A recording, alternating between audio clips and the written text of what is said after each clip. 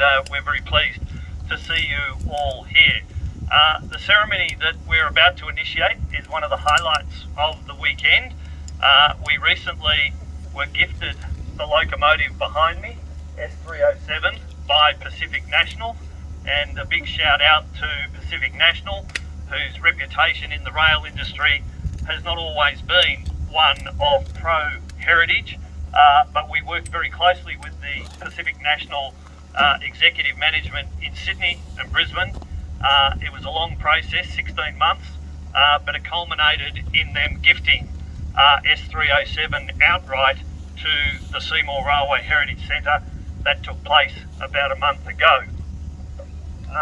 Of course, the locomotive was in Port Augusta.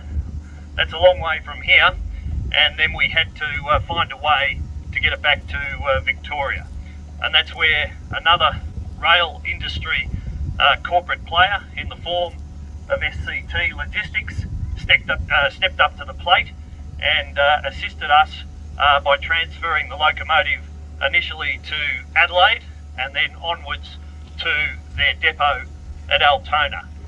They did that free of charge, and we accordingly are indebted to both of those companies for being able to get this locomotive back to Victoria and into the heritage program here at Seymour.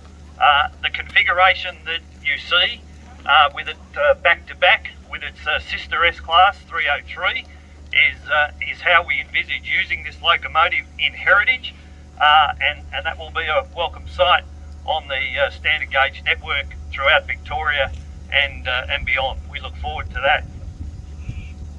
We're fortunate enough today to have our local member, Annabelle Cleland, member for MLA for Euroa, and she has very kindly agreed to come along and preside over the inaugural start-up of the locomotive. So welcome, Annabelle. Great to have you here.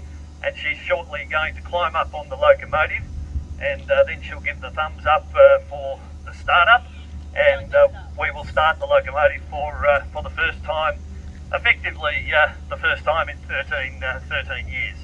So welcome one and all, and welcome Annabelle.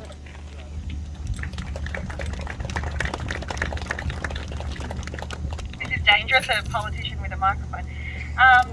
I just wanted to say a big thank you to everyone who has come, because I know you've travelled from a great distance.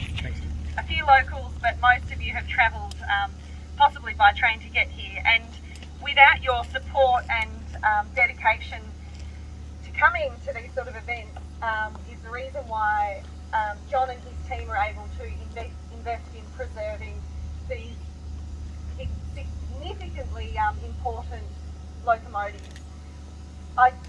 Importantly, I've been out a couple of times, and it always amazes me the amount of volunteer hours that go into a day like today, as well as not just that, but the relentless passion and dedication to preserving this sort of history. So I think we need a huge round of applause to John and his team, including staff, but majority volunteers, for allowing us to happen. Thank you very much for your kind words, Annabelle.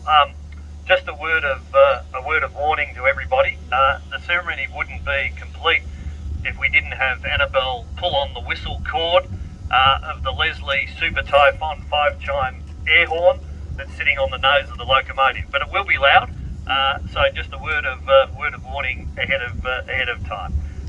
Okay, we'll proceed with the ceremony.